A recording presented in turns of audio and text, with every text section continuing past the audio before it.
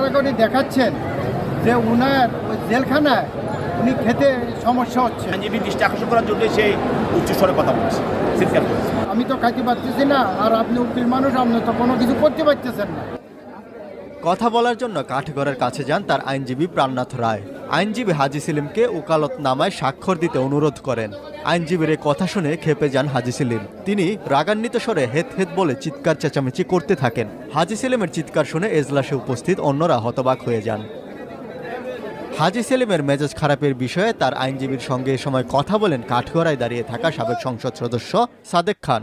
সাদেক খান তখন আইনজীবী প্রাণনাথ রায়ের উদ্দেশ্যে বলেন, কারাগারে সমস্যায় রয়েছেন হাজি সেলিম। হাজি সেলিমের কথা কারাগারে কেউ বোঝেন না, খাওয়া দাওয়ার সমস্যা হচ্ছে।